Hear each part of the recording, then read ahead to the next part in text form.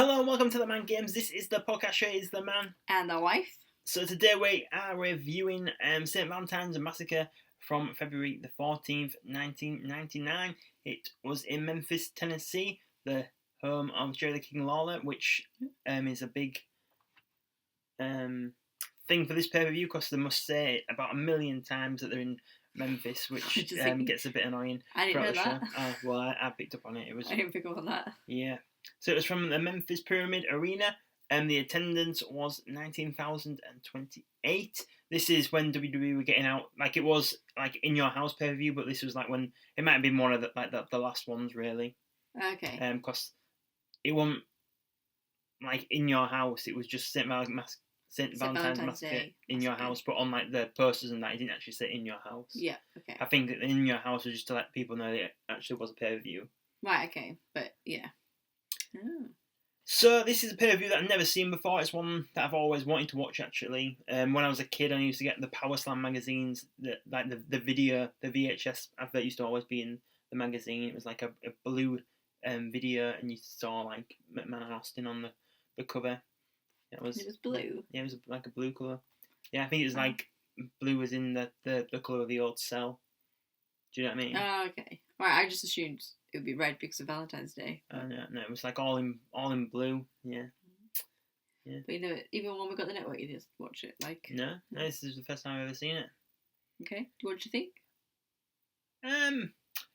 It didn't live up to the expectations you. No, I don't think it did, but I think it's because wrestling's changed so much since the Attitude Era. Because I feel like every match, maybe not the first one, had like a good story going in it, and every match had a really good video package telling the story why people are fighting. I just don't think the in-ring action is what we expect these days. Like I wouldn't say, apart from maybe the Rock and Mankind match, nothing was really like wow and outstanding really. Yeah, okay, I can see that. That makes sense. It is a different style of wrestling, isn't it? So yeah. Yeah, it's more. Back then, it was more about the story of the match than actually the in-ring match. So, like when I was a kid and used to watch like wrestling, it was always more like the stories that I was interested in, not as much the matches, really. Yeah. So that That makes you feel a bit sorry for like kids these days because also they don't really get the story. So no, not really. I mean, obviously you get the wrestling, which is great. But the in-ring product is really good, isn't it? It's just some of the storylines aren't really as personal as they used to be like back in these days. Back in the day. Back in the day. Back in my day. Okay. So Michael Cole and Jerry the King Lawler are on commentary. In my notes I put JR for some reason, which it isn't right. Oh, okay. Yeah. Yeah, they just said Jerry the King Lawler was from Memphis. They made a big deal out of it. Yeah. You still got it wrong. Okay. In my notes. Mm-hmm. Yeah. It's crazy looking back now how long Michael Cole's been with the company. Yeah. Yeah, like 28 how years long's probably. Joe been the King? How long's he been with him? Yeah, no, but he's more like Michael Cole's more like he still looks quite. He doesn't look like old, does he? Like he's. Yeah, I suppose. Yeah. I can see that. 28 years. He's same age as me. Like. He's the same age of you because he's been working there 28 years. For how old I am is how long he's been working there. Yeah. That's what I was trying to say. So the first. Except when this airs, because then I'll be turning 29. Just say. You just want to tell everyone it's your birthday? It's my birthday. Well, not today, but the day that this comes out, it will be my birthday. So feel free to leave me a happy birthday in the comments. So the first match on the show was Goldust versus Blue Dust. Should I have a crown? Why would I wear a crown? If you want to go out and get one, you go for it. Are you going to buy me my crown for my birthday then? No, because we're not recording on your birthday.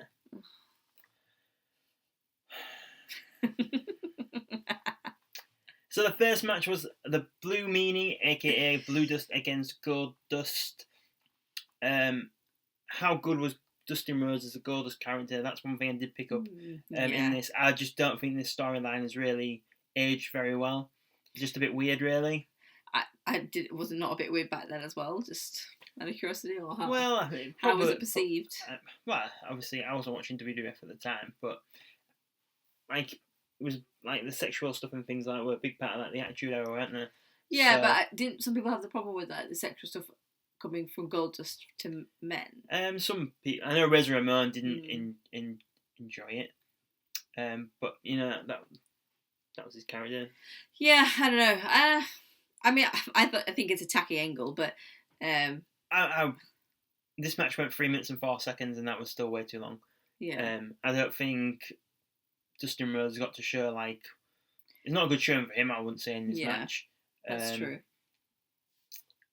I don't know. I don't even think this was worthy of even being on the pay-per-view. Really. I don't know. Yeah, I would agree with that. There was no really big moments in the match. Really, I just, like I said before, I just not really aged very well. Goldust spanks Blue Dust in this match at one point. Doesn't Blue just grind and hump on Goldust as well? Yeah. Yeah.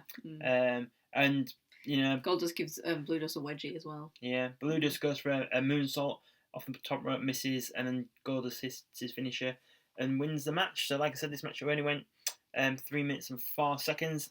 After the match, Goldust hits Shattered Dreams on Blue Dust, and that was the first match over with. Yeah, this is probably at the lowest point of the pay-per-view. I'd say so, and not a great way to open it as well. Yeah, considering nowadays they say you need a really good opener to start the show off, whereas back then clearly that wasn't the case. Yeah, they're just whatever. Find a match, put it on.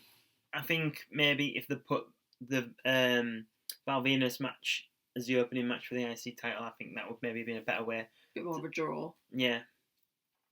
But that's just my opinion. Then there was a recap of Heat where Vince McMahon spits in the face of Steve Austin.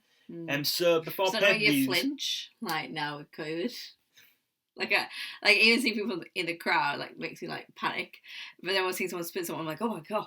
Yeah, it's strange when you watch things as well. When just like normal telly, when you see people close, and it's you shouldn't be doing that, and it's you're watching something that's 20 years old.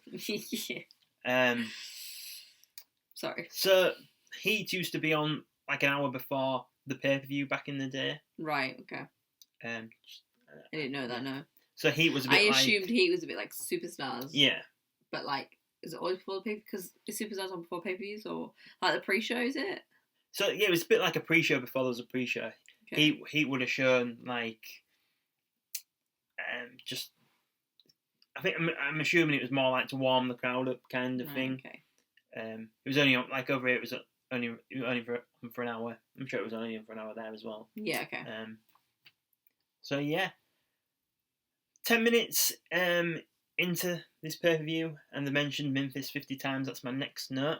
It's a bit dramatic, isn't it? Did they actually mention it 50 times? Well, it felt like they did. Okay. Just because it's the home of Jerry the King Lawler. So the next match was for the Hardcore Championship. So Road Dogg has been injured, so this match was going to declare a new champion. It was Al Snow against Bob Holly. So this must have been before he changed his name to Hardcore Holly. Mm-hmm. So it starts off with a chair shot to the head onto Holly. How times have changed. You don't do headshots anymore, do you? Yeah, that's a good point.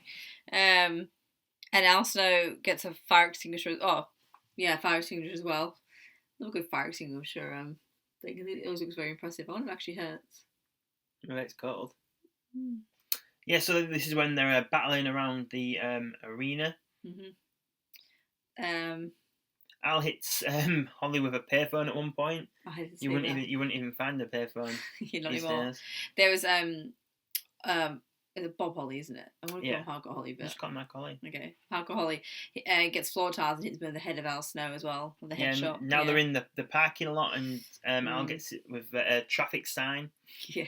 And did you hear the commentary when it was a police car or something in the no parking zone? Yeah. And I'm sure it was the King was like, "Damn sure you should be parked there." Yeah. He's. Al Snow chokes Hardcore Holly with some barbed wire at one point. Holly hits Al with a stop sign next.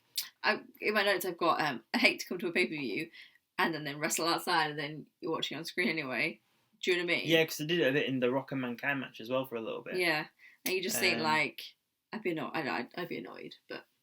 Yeah, then the battle towards the Mississippi River, and it's obviously someone's get thrown into it. Eventually, they both get in, don't they? Get into it, yeah. And then it looks disgusting. Yeah. I just don't see it. Yeah. Anyway. Holly wraps Al in like a metal fence, wasn't it? Like a fence, yeah, that's just rolled up on the floor. Yeah. For the win. I was really surprised how long this match went on for. It was 9 minutes and 58 seconds. It felt like that though, to be fair. Oh no, I'm just saying. I'm surprised that like Hardcore Holly and Al Snow got a 10-minute segment on a pay-per-view. That's okay. Especially like, well, no, maybe not. Yeah, okay, I can see that. Yeah. Sorry, that was just my brain thinking. Holly runs back into the ring to lift the championship over his head. That's it. Yeah. So the next segment was it was a look back at the Ministry. And then there's a promo from the Ministry, like, so this is like the Undertaker's group. Yeah, there's like earlier in the day, and they're all like in the dark, like huddling around a fire. Well, then it's not early in the day, is it? Because it's not dark. Did you not pick up on that? I didn't think of that actually. No. They're like, oh, earlier in the day, and then they're huddling around this fire, like outside, and it's dark outside. And you're like, well, it's not the day then, is it? Well, it could have been earlier in the morning, like, but they just said day, maybe. Yeah, well, I didn't buy it. I'm not actually seeing a lot of the Ministry, but I do think this looked really cool. It made me want to see more stuff of the Undertaker in the Ministry. Yeah. I can't say I really enjoyed the next match, which was like Ministry based. Yeah. But so the next match was the Big Boss Man against Midian. Midian, what a name! It was the first time I've ever seen a Midian match. He used to be in a tag team as well. I can't think. They were like kind of like a hillbilly tag team. Who's yeah. Yeah, he brings an eye to the ring with him as well. A bit weird. Yeah. Midian also he bites. That's my first note. Is he bites Big Boss Man, doesn't he? Yeah. On the forehead, on the head somewhere. That's a bit weird. Yeah, I don't know if you noticed this, but the crowd were chanting "boring" in this match. I did. I had that somewhere. Yeah. Somewhere in my notes. Lie, I did. Agree with them. Yeah. Yeah, it wasn't like yeah. Yeah, I've actually got that as well. Crowd start chanting boring, and I have to agree with them. Yeah, there just wasn't like a lot going on at all, really. Yeah. A sidewalk slam by Big Boss Man for the win, really. That was it. Then the Ministry surround the ring. Taker walks to the ring as well. I do think the presentation of the Undertaker was really cool. Even like it's like a different version of the Undertaker. I did still think he had that presence, that aura about him. How long was his match? This was 6 minutes and 19 seconds. Wow, it was longer than I thought it would be. Yeah. Yeah. So then the Ministry. Sorry. No, you go. I think they beat up Big Boss Man and they carry him down. Yeah, Viscera delivers 3 splashes on him and then they carry him out of the ring. Yeah, which I thought that we were going to get more from that. So they carry him out like he's like some sort of like sacrificial lamb, I suppose. Yeah. And then you get like, I'm assuming something happens like on Raw or SmackDown or whatever, like the next. Well, this built to a match at WrestleMania 15 between Big Boss Man and The Undertaker. Right, okay. It was a Hell in a Cell match, and at the end of the match, The Undertaker hangs the Big Boss Man in the middle of the ring. This is awful. Yeah, that's something else that's not really aged well. Yeah. Yeah, that's not very nice at all. But yeah, just when they carried him out, like, it made me think, oh, I wonder what happens next. But obviously, I'm not watching the Raw, so I'll never know. Well, we could maybe do it one day. I don't want to watch it that badly, to be honest. So next there was actually a video package promoting WrestleMania 15, and then we had a backstage interview with D'Lo Brown and Mark Henry and Ivory. I thought Ivory looked really, really good. Here, I think this might be the best I've ever seen her look. Yeah. Mark Henry gives Ivory a rose as well as it's Valentine's Day. This is when he was living through his sexual chocolate days. Very romantic. Yeah. So this next match was D'Lo Brown, Mark Henry against Jeff Jarrett and Owen Hart, with Deborah by her side. With their side. Their side for the tag team championships. Like again, I feel like Owen Hart could have been in a better position, really. Mm-hmm. I know him and Jeff Jarrett are meant to be good friends around this time. And this is just before his accident, I think, as well, maybe. Yeah, it would have been. I think his accident was 1999, wasn't it? Yeah. Which is sad as well. Yeah. I wasn't really a big fan of Owen's ring gear. Like, I prefer like when he's more like what Brett wore. I think that looked a lot better than what he was wearing here. Really. Can't remember what he was wearing, to be honest. Yeah, it was just awful. Yeah, there's lots of teamwork by Owen Hart and Jeff Jarrett. They were quite good as a team, to be fair. Yeah, I did think Jeff Jarrett's hair was like Bart Simpson's. Like his hair was just sort of like awful. All right. So his hair wasn't like that bad when he got to WCW. All right. Well, Jeff Jarrett gets a headlock on D'Lo Brown. D'Lo almost passes out, but makes a little comeback. Deborah distracts D'Lo Brown, and then Ivory comes over. because it isn't a stipulation. Oh no, Ivory says if you get involved in this match, I'm going to rip all your clothes off. That's pretty much. That's what she was saying, and so she is going to go over and rip her clothes off. Yeah, Owen Hart hits a nice spin kick onto Dealer at one point. Dealer hits a sit-down powerbomb on Owen Hart. That looks really good as well. Mark Henry gets Jeff Jarrett above his head whilst the ref is distracted. Owen hits Mark Henry with the guitar, and then Jeff Jarrett gets figure four leg on for the win. That's all I've got. That's all she's got. That's all I've got. But after the match, Ivory just try to rip Deborah's clothes off, so that's something else as well. Yeah, that match went 9 minutes and 33 seconds as well. I feel like we're powering through these matches. Powering through. I suppose it's a bit hard when obviously we don't really know all the backstory, as I wasn't watching wrestling at this time. Yeah. And as we said, like the in-ring, like, because normally you could like talk about the in-ring action, but the in-ring action isn't actually that good, so you're kind of stuck. Yeah, so now there is a backstage interview with the WWF champion Mankind, showing The Rock attacking him early in the day. Oh yeah, when he was like on the stairs now attacking his leg. There's just so much like happening, like with backstage, like things happened earlier on the day, and you know that never happens anymore, does it? Not really, no. And then they mentioned Memphis some more for the 1000th time now. Just thought I'd point that out. So dramatic. Next up, we have Val Venus against Ken Shamrock. Billy Gunn is the referee. Why would Billy Gunn the referee again? You don't know? Neither do I. I didn't really pick that up. I didn't know. I didn't really pick that up neither. He did have a match on the Heat. Before. So it's like a dog on Heat. He's an ass man. Of course, he's on Heat. You've watched it on, oh yeah. Yeah, I have. Yeah. So these two were feuding. It's costing my notes. My phone has changed it to fun. These two have been funding, not feuding. So these two have been funding because Val is trying to tell Ken Shamrock's sister, pretty much. He's telling you, isn't he? Yeah. So going into, like, I did think before actually going into the match, I thought this did have a really good video package going into it, showing the story. That's fair play. Billy Gunn, he's got short shorts, very short shorts. Yeah. So did you get the Val Venus gimmick or not? No. So he's meant to be like a porn star. That's his gimmick. Oh, okay. Yeah. That's why his last name Venus is spelled like penis, but with a V. I did notice that. I was like, Venus is spelled like penis, not Venus isn't like the planet. I did think that was weird. I did think that's strange, but I didn't pick up that he meant like. So yeah, so the spots in the match, Venus hits Ken Shamrock with a stiff like clothesline to the back of the head. That looked pretty, good. Good, yeah. Shamrock with an inverted atomic drop was good, and Val Venus rams Shamrock into the what? Now what? You're just saying he carries a porn star, and then you're like he rams. Val Venus rams Shamrock into the ring post 3 times, like the outside of the ring. That looked really good. Yeah. They make it sound very dirty now. There's a tornado Hurricanrana by Shamrock to Val Venus. Yeah, at one point. Drew and it, and I've got Ryan pulls Val Venus into the ropes. Okay.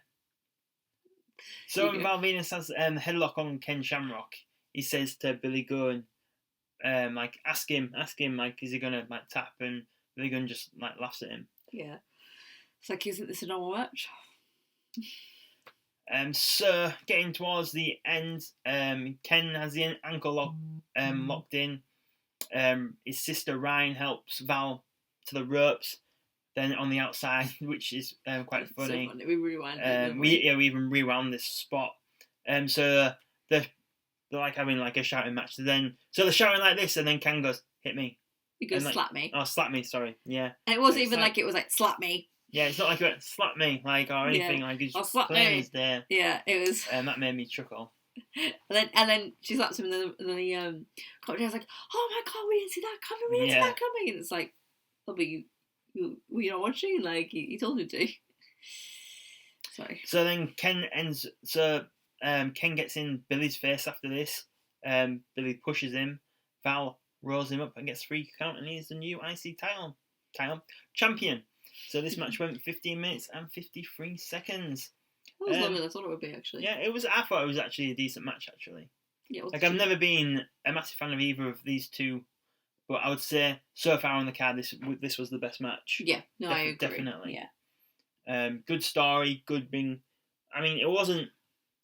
The in-ring action wasn't as good as what you'd get today, but I think out of every match so far, this was the best in-ring action as well. Yeah, on the card, yeah. That is true. So the next match is Triple H and X-Pac against Kane and China. I actually, I definitely forgot. I didn't realize Kane was part of like the corporation. So the corporation was like the authority before the authority. I kind of pick that up. Yeah. What? Like, I knew. Oh, yeah. So anyway. No, go on. No, because then there was a corporation, wasn't there, with the Minion match and that and Big Boss Man, and they kind of implied that the Big Boss Man was like the muscle of the corporation, so it just sort of made sense. Yeah.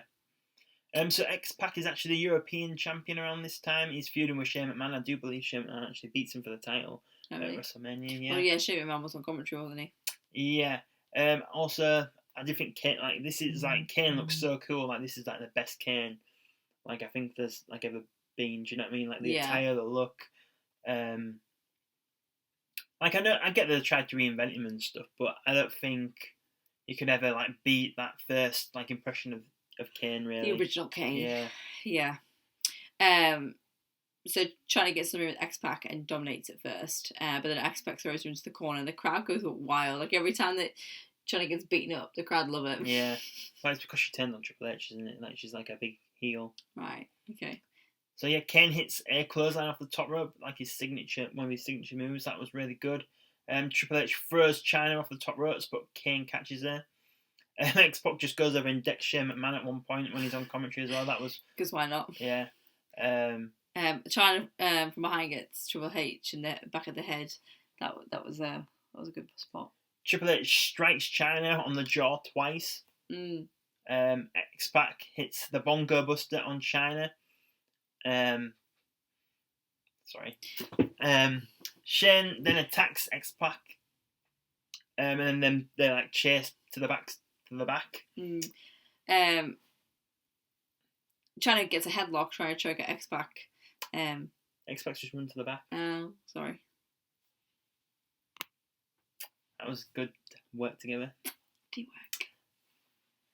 So Triple H goes for the pedigree on Chyna, but then Kane chokeslams him, pulls Chyna on top, and she gets the win over the game. What I don't understand, and maybe I missed something here, is why did he have to like pull Chyna? Like, why was Chyna like knocked out? Why was she like a dead weight over Triple H? That's what it looked like. Do you know what I mean? Well, wasn't it because Triple H had punched her twice in the jaw? Oh, okay. I don't know. This match went 14 minutes and 46 seconds as well. I didn't really enjoy this match, really. I'm indifferent to it, I suppose.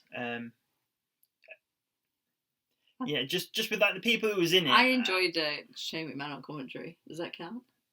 Yeah. He made me chuckle. I maybe if we watched it around the time and we were more into the storylines and stuff, we might have enjoyed it more. But I just wasn't actually a massive fan of this match. Yeah. It must have been the first time that like a man wrestled a woman, like with Chyna. I mean, I think yeah. I think it'd been better, if Chyna just turned on Triple H. Why don't you have Chyna against Triple H? Too much risk, isn't there? Well, she went on them first men later on. She was Intercontinental Champion at one point. Okay, well, I don't know. You tell me. Because I'm sure that they went on to Triple H facing Kane at that year's WrestleMania. Right. So I don't. They might have done it, but I don't even think they actually ever did Triple H and Chyna in a one-on-one match. I wonder why that is. I might be wrong. They might have done, but I've never seen it. Sorry. So the next match, it was for the WWF Championship. It is Mankind against The Rock in a last man standing match. This had a good promo. Like video package, sorry. It was very in-depth. Yeah, they showed the halftime heat, the match at the Royal Rumble. They showed Mankind winning the championship on Raw. The famous win where Tony Schiavone had spoiled the main event on Nitro and everyone tuned over to watch it on Raw. Mm-hmm. I remember that. I said I was watching. Very proud of myself. Yeah, so at the beginning of the match, Mankind and The Rock battle up towards the entrance where Mankind hits a DDT onto The Rock, putting him through a table, which is like in the crowd area, arena, sort of, which is a bit random, really. Yeah, Mankind goes to the People's Elbow, but The Rock moves out the way. That was a good spot. I enjoyed that. Yeah, like Megan Cole calls it then the Mr. Elbow or something, doesn't he? Yeah, Mr. Elbow. You said to me, is it called the Mr. Elbow then? Yeah, I've seen it. And it's like, well, I don't really get that. Was that because Mankind did it, or because I'm sure he calls it something else later, and then the King's like, it's the People's Elbow, Cole. Like, maybe Cole doesn't know what he's talking about. Maybe he's a rookie though. This was like, only 1 year in, maybe. Yeah, that wouldn't have been if he's been there 28 years. This year, that means he started in 1993. So he would have been in there for 6 years. Well, maybe it wasn't that. Okay. Anyway, at one point, The Rock goes and just sits on commentary and is like, look at my opponent, look how weak he is. And then Mankind comes over and attacks him and sort of half hangs him over the announcer's table with his head hanging off, goes up onto the apron and does a elbow drop from the apron of the ring to the back of his head. That did look brutal. Yeah. And then he goes to do a move on the table, doesn't he? But then The Rock reverses it. Yeah. And then Mankind's his head clips the edge of the. Did he do a like a back body drop? Yeah, back body drop. Yeah, sorry. Yeah, and he hits his head on the ring bell. The ring bell. Not the ring bell. It was the edge of the table. Oh. His head hits the table, and his feet hit the ring bell. Oh, okay.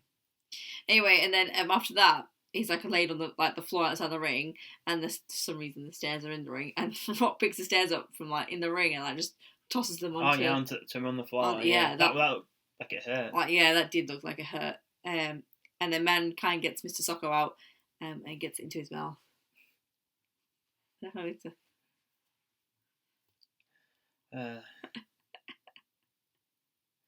So at one point, sorry, go on. That looks so disappointed. I was going to say.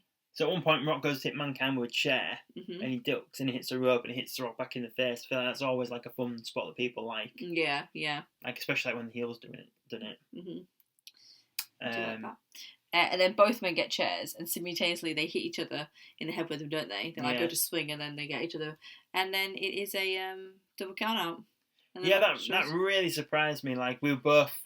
Yeah, we thought because they said, the ref announces this match as a draw, and then they bring out the stretchers and everything, and they put them in the ambulance. We both thought we all sat there waiting, weren't we? And say no, McMahon's gonna come out and say no. Especially because on commentary, I think it was Michael Cole. Someone said somebody has to win this match. And really sort of made out that someone's ever gonna win, and then nobody did. So yeah. It was a bit disappointing that there was no winner, but I did think this was a really good match. Yeah, it was. Probably it was match of the night. Yeah, I would say so too. So that match went 22 minutes, and now it's time for the main event. It's Stone Cold Steve Austin against Vince McMahon in a steel cage. It's like the old cage as well, not like the... Yeah, we had to watch them build it. It was hilarious. Yeah. Could you imagine? It was very, Rocky. There was a lot of movement in it. Yeah. This also had a very good video package, a very in-depth one as well. Yeah. I thought. Well, a lot of people say that McMahon-Austin is the best feud of wrestling history. Oh, well. Yeah. I guess it's quite relatable, isn't it, when you think about it? It's the boss and the blue collar man sort of thing, and sticking your finger up to your boss, and I can see how that people relate to that and have an emotional connection. So that makes sense. It's a narrative people can follow. Yeah. Sorry, I feel like I talked too much. Then you got sick of that. No. So at the beginning of the match, it was a lot of cat and mouse, Austin trying to get McMahon into the cage and he couldn't, and then McMahon was in the cage and he wouldn't let Austin in, and it wasn't like that. Yeah. So before we get into that, I just want to say, it always surprised me how ripped Mr. McMahon looks here. Yeah. When he comes out, he's really buffy, and it just actually looks really impressive. Oh yeah, even back then, he probably wasn't an old man because obviously he's more like an old man now, but. I don't know, when I was a kid, I still thought he was an old man then. What was he? He must have been at least 50. Yeah. If he's almost 80 now, isn't he? I'm sure it's 70 something. 70 something, isn't he? Yeah. So he must have been in his 50s or coming on to his 50s, so he's still looking pretty good. Oh yeah, yeah. If I look I like know. I'm 50, I'd be pretty happy. Yeah, yeah, get that. But like, it's funny. Like when you're a kid, you think, oh, this old man, and then like now, like 20 years later, he actually is like an old man. Yeah, that makes sense. Yeah. So yeah, then they eventually they end up battling the crowd as well. Yeah, I can't believe like how much the crowd like interferes and like touches people and like they get do you know what I mean? Like they get in the way, don't they? The crowd, they're all over. Oh yeah. Like it's insane. Recently, maybe 2 or 3 years ago, they did some. Shane McMahon was like going up the steps. The steps. I think it might end the segment in maybe SmackDown. It might have been when he was feuding with AJ Styles, but I'm not sure. Mm-hmm. And this woman like starts just like twerking next to Shane McMahon. It was awful. I haven't seen that. Yeah, it's awful. Oh. But anyway, we're getting sidetracked. Getting very sidetracked. So they're both like climbing up the outside of the cage. Yeah. And then. No, you go. I'm just gonna spot. So and then Austin like bams Vince's head into the cell, and then he falls back and lands awkwardly on the announcer's table and breaks. It's like right on the edge. Yeah, it does look really brutal. So I'm pretty sure this injured McMahon I'm sure he was in a wheelchair after this match because of that spot. So he's like actually wheelchair, or was that like? Oh no, yeah. Oh, okay. I'm pretty sure, yeah. I just thought he might just like I thought he might be injured, but made the scene worse for the. No, I'm sure in it might have even been on the Vince McMahon DVD because I've seen this spot on a DVD before, even though I hadn't seen the full match. Yeah. Apparently, it was Vince McMahon that wanted to do that spot. No one else he was saying we don't need to do that spot. And apparently Linda was very unhappy that he'd done the spot. Sounds about right. Yeah. Sounds about right.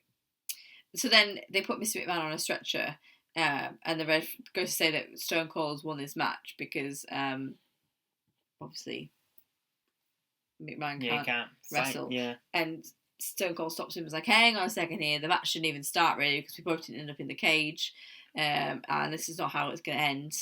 And he goes over and he grabs a stretcher and like pulls it back and like pushes it into the ring. Well, into the cage. Yeah, into the cage, sorry. And then he gets like this. McMahon obviously falls off the stretcher and he gets like that stretcher ball and starts like attacking him. Yeah.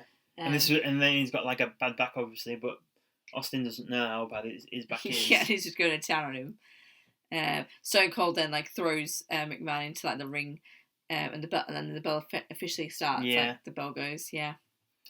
So then like they're in the ring. Austin's like beating him down. Then he goes to leave and like just walk out. Yeah, like, and then casually. McMahon shows him the finger. So then Austin goes back in and beats him down in the corner some more. Yeah. Then McMahon starts bleeding, doesn't he? Yeah. I'm assuming he bladed. I don't know. Okay. So then he goes to leave the cage again after beating down McMahon some more. Then he gives him the double fingers. So then he goes back and then he starts beating McMahon down in the corner. He hits a stunner, and then the camera moves, but you can actually see like stuff coming out of the mat. I don't know if you realised. So the camera's there, and you can see like things like felt, not felt, but like materials like coming off the ring. All right, what's that? Well, that's Paul White coming out from under it. Sorry, yeah.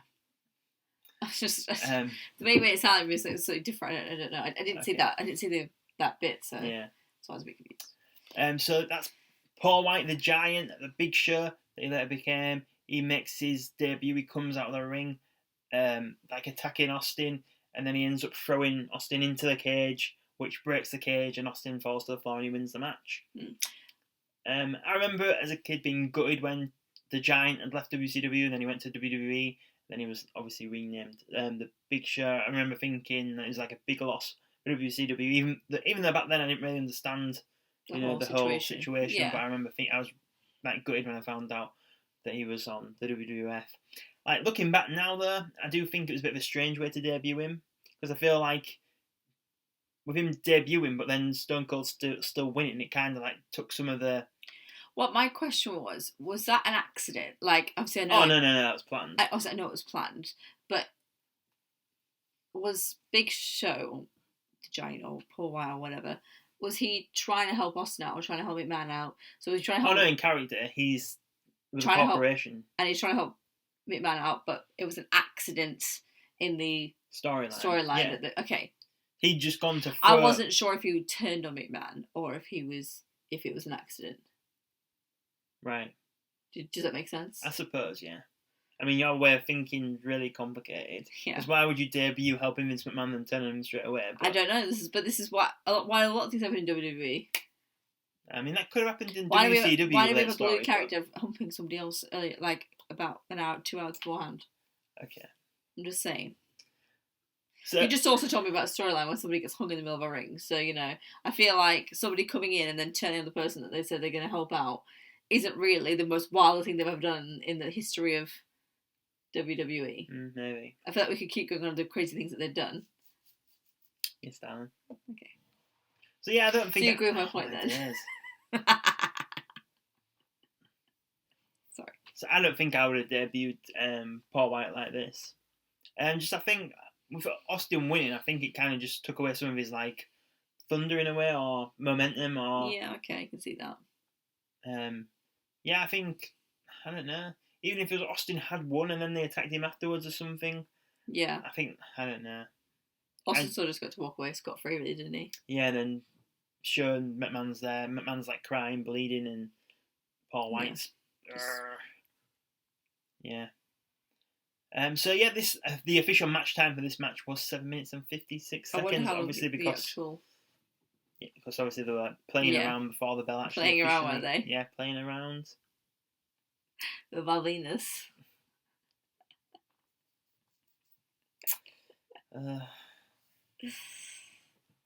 So, why is that funny? Why when I start talking, why is that funny? No, it's just funny how disappointed you are in me.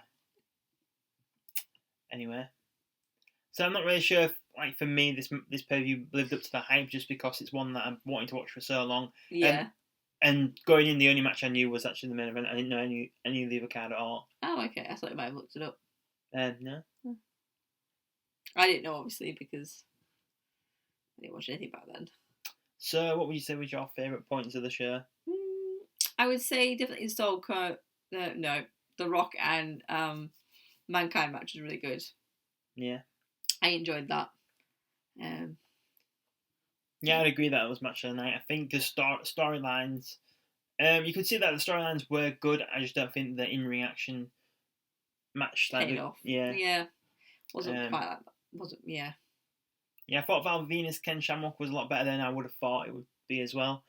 And the main event was just a bit more... I mean, I know it was a different time then, but it was a bit more like smoke and mirrors, wasn't it? Like, not... yeah.